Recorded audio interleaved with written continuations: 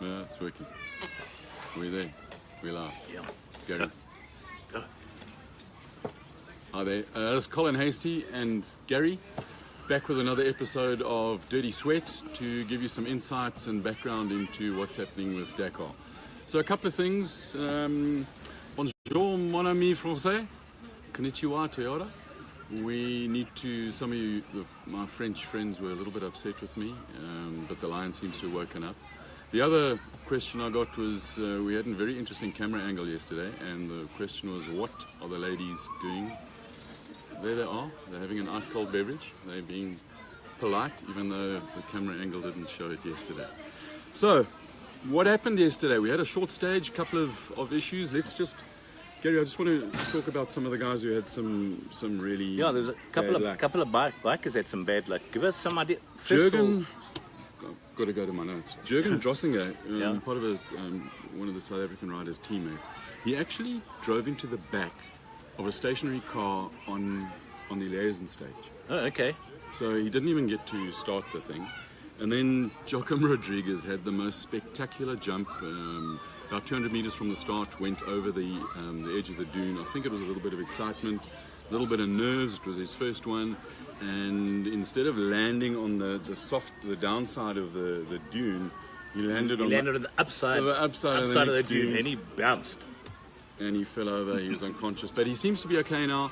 Got evacuated to hospital, and luckily he's okay, and he was tweeting from his hospital bed. So yeah, he's really great.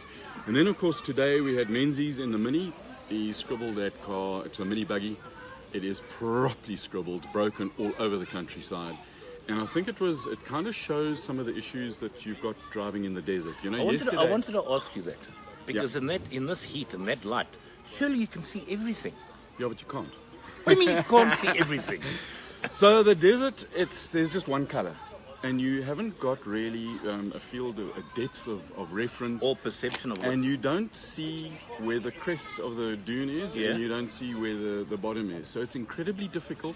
The higher up the sun, you get no real reference where the top of the dunes are, and you can very easily go over the edge and get broken and scribble, and that's why, you know, driving in the desert is such a skill. Stefan Peter Hansel and the Peugeots clearly have got it sorted. They are absolutely flying today. You know, they're probably running about between 5 and 10% quicker than anything else.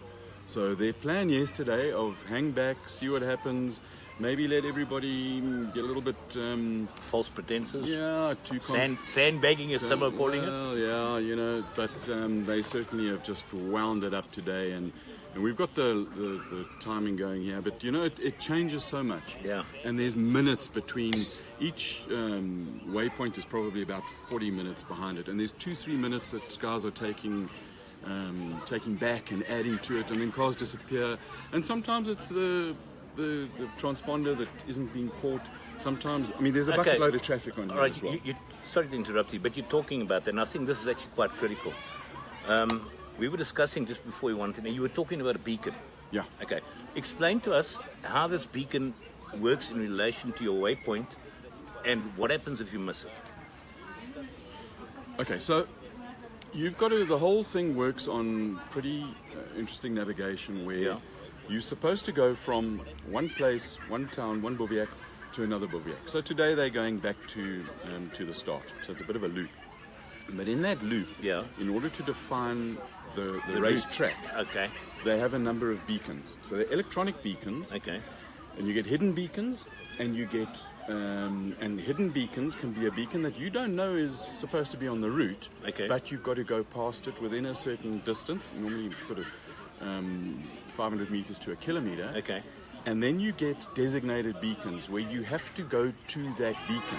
All right. Okay. You may not see the beacon, so it's a point on a map.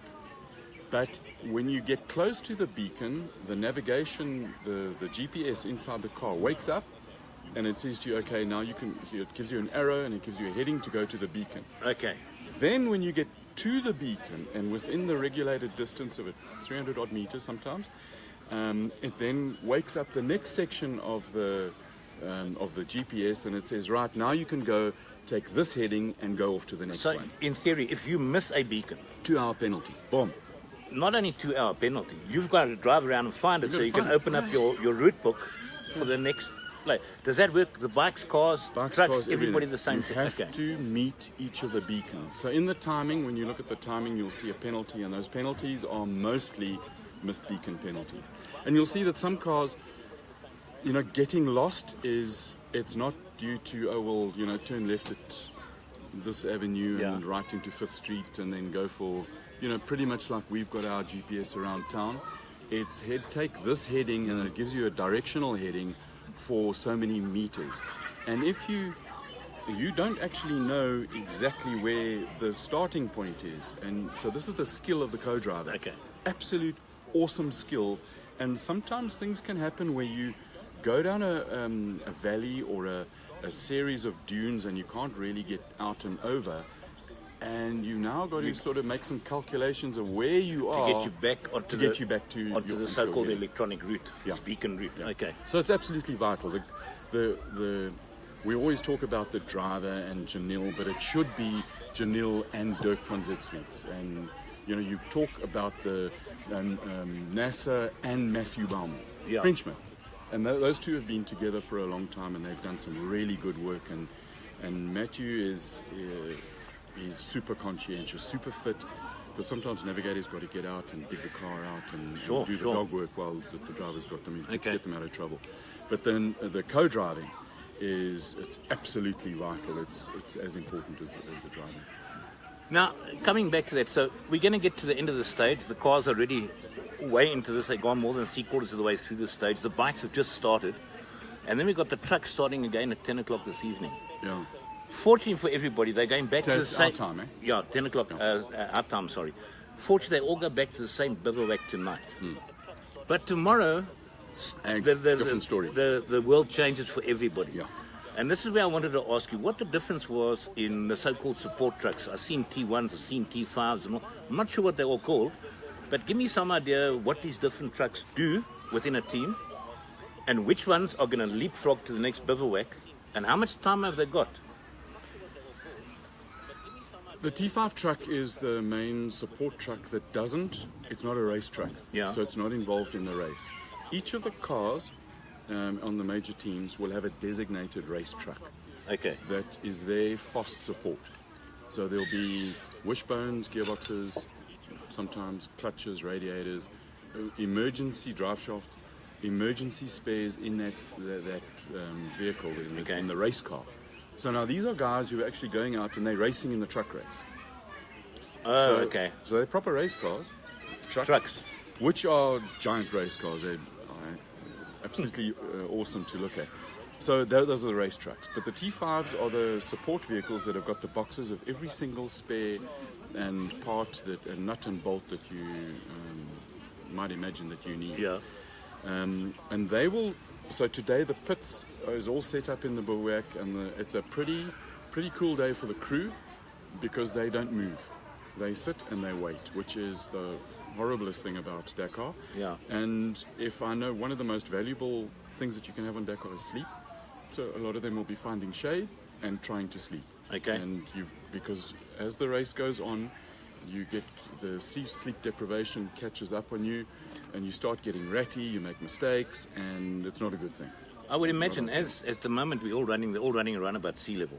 But down into the middle of the Dakar, we're going to start getting to altitude. Well, how much more does that sleep deprivation affect not only the crews, but the drivers and navigators and everybody else like that? There's 5 days where the race is above 3,000 meters, and altitude sickness, it's real, it's horrible. You feel like you've got for those of you who may or may not indulge in the odd too many cool drinks, it feels like you've got a hangover all the time. You've got a splitting headache right between your eyes here. You're listless, you're short of breath. Okay. It's really, really horrible. And, it affects different people, different times. And it's not like you can go and have a quick sniff of oxygen and, now I feel better. Because your body adapts to lower levels of oxygen in the air. And the minute you put some oxygen back into it, it thinks, hey, we're back down at normal level, and you just go backwards, and it really, really, really, really hurts you. So tomorrow there's a 208k liaison stage, and then a 296k special. So what will happen tomorrow morning is that the cars will get all ready to go, and in general, you're not allowed to service unless the routes are coincidental. Oh, okay. You cannot go off your route, and the race car can't go off its route to go and meet a service. So there are specific points, and those of you might be watching points. some of the time, and you see a thing called a CP, and there's a little Control one, point, little logo that looks like a fuel nozzle. That's a refueling point. But there'll be a designated refuel place. It might be a garage. It might be a little place in the bush that they've just set up with drums of fuel, and so that it's a designated refuel point. So they'll work out what timing they need. The trucks normally leave between an hour and 2 hours before the race cars leave, and they go to their designated point. It might be a service before the start of the stage, or service right at the end of the stage. Because if you've got a long liaison and your car gets damaged inside the stage, you want it to come out of the stage, you want to meet it there, fix it as quickly as possible, and evaluate the damage so that you can get it mobile and get it into the bivouac and rebuild it properly. Just on that, with the T5, which is carrying most of the spares, follow a race car as close as possible on their liaison route before the start of the day stage, or they leapfrog the whole thing. It depends on the timing and depends on the logistics. Now, Overdrive are running all those logistics, and there's not just one car in general for the three Toyota Gazoo South Africa racing cars. There'll be two T5s, and they will either go to the start of the stage and one will go to the end, and the one that went to the start of the stage will then leapfrog and get into the bivouac, and more importantly unpack. It's not just getting there, you've got to unpack, organize, get the ground sheets down, get the gazebos basically up. set up your pits for the night. I mean, for the next 14 days or 12 days, the guys are going to be moving a complete workshop from town to town every day. So and then once you've finished working, and it sometimes can go 3, 4, 5 o'clock in the morning, you then pack up and get ready to move, and wake up the next morning and move. And so you start this whole rolling village, this caravan, this 3,000 people moving across the... So for all the guys in the background that none of us ever see, and the reason we never see them, they're not driving a race car, they're not navigating a race car, and they're not in the podium at the end of the day. Those are all the support crews. In theory, tomorrow morning, their real Dakar starts, because they got to move the first bivouac. And from then onwards, it's just roll. Again, so they again. then have the real tough time. That's and with the Toyota group, there must be 60, 70 people. No, the Peugeot's got 150 odd marching army, and they're very clever. So they will split their crews up into two separate crew. So one will go to the end of stage 2, while the other one takes a leisurely drive and goes to the end of stage 3. And then 2 will go to 4, so they leapfrog. So effectively, they've got 2 sets of crews that only work every second day. And they're all dressed in white shirts and French stylish as hell. It's quite intimidating. You know, we arrive there just as South Africans with t-shirts and shorts and ready to do the job. And then when you just Gary, when you see what a bunch of guys, South Africans with gees and heart and passion do against these other guys, you got to be so proud. We are world frickin' class. Well, I hope one day somebody on Dakar actually starts to film the background of Dakar instead of just what happens on the race. You've got to dig deep for those things. Yeah, but I'm just hoping it's somewhere there. And just talking about that, I just want to say hi to Greg Walker. Nice of you to join us. Mr. Roy Campos, welcome on board, sir. And a couple of other people that have been with us. There was Anna Marie, you joined us. Thanks for joining us. And this is coming to that time when we say thanks for joining us today, guys. And we will be back live again tomorrow afternoon with another episode. And we'll give you all the other insights and more background. And if you've got anything you'd really like to know about what happens behind, drop us a line, give us a message. We'll try and find the answers. And we'll keep looking for interesting scenery. Have a good one. Cheers. Yeah, if you want to send us questions, just use the hashtag DIRTY, that's T-I, sweat. We still got to explain what the Colin, how it we'll works. leave there. We've got 13 days to get to why Dirty came about. Cheers, everybody. Cheers.